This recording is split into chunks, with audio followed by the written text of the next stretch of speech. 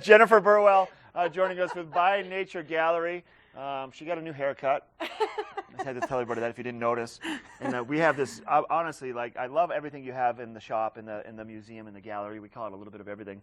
There's this great puzzle that you brought today, which is going to drive us all crazy. I know, right? I wanted everybody to be yelling my name, I guess. Yeah, come running. Maybe we'll talk about that in a little bit, but let's first focus on some of the beauty you brought. Okay, so this one right in front of me is one of our sand pictures, sand art we call it. It's a little slow going, a little cold this morning. I should have flipped it a few more times. Yeah. It's just soapy water with all these different beautiful natural sands and some element like minerals crushed up in there. Soapy water. That's why you get the little bit of a bubble That's why you have the bubbles. So the point is that the bubbles trap the sand up above, and the sand finds the weakness in the layers of the bubbles and starts pushing its way through in between the bubbles, and then look at that one just started. Yeah, it'll start to form like little mountain peaks and stuff like that. So we'll come back to that one in a minute. We're gonna check in on that. Keep yeah. an eye on that. In the front here, I have a really beautiful geode from Utah. It's called the Dugway geode. Just beautiful, sparkly, pretty rock, really. Wait, so where did geodes come from? There's a variety of ways that geodes can form. These ones are like little gas bubbles trapped in volcanic lava flow, and minerals kind of seep in and coat the inside of that bubble, of that void, and slowly but surely, under the right conditions, the minerals build up and crystals can grow. And then it's a surprise when you open it up. Yeah, what so that's what all these beautiful lines are here. This is all the buildup of minerals, and then the conditions changed and the crystals grew. And we just, we have a bunch of different really big geodes, small geodes, geodes that you can crack open yourself. That's right. Perfect for kids and the whole family. Yeah. And I just like to bring in some of these pieces to show it's a good gift. This one's really affordable. It's only, I think, $65.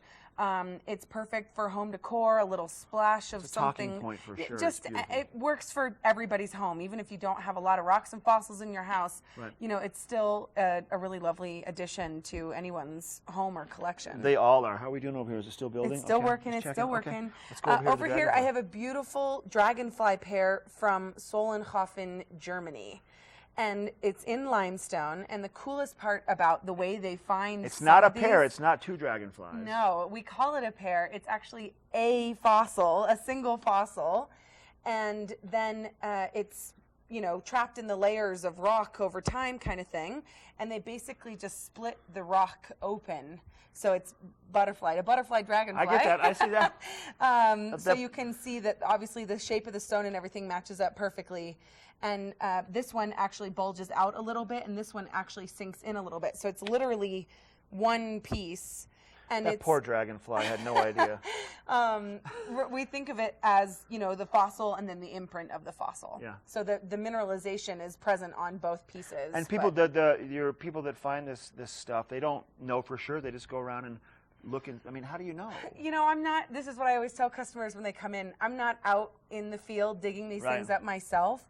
But similar fossils that we get that come from the Green River Formation, Colorado, Wyoming, Utah border area that date back 50 million years, we have a ton of in the gallery. They literally use like a bandsaw to cut a section. They put some shims in and they just lift. And the rock breaks naturally where the fossils are because they cause a weakness in the layer of rock. Okay. So it makes sense that the rock breaks there. You can actually pay to go to some of these quarries and just sit down with a little hammer and chisel and just chip away and find. I've done it myself and opened things up and found full fish fossils inside. It's so cool. That's neat. Yeah. That's very neat. So the evil thing that we have in front here, your favorite thing. Come in and check it out. So really, honestly, this is for the kids, but it's for the kids in all of us too, truly. It actually says on the back of the package ages from 4 to 104. So it's meant for everybody. It's a 9-piece puzzle. There's no top, bottom, left, right. There's no outer edge. There's nothing to it.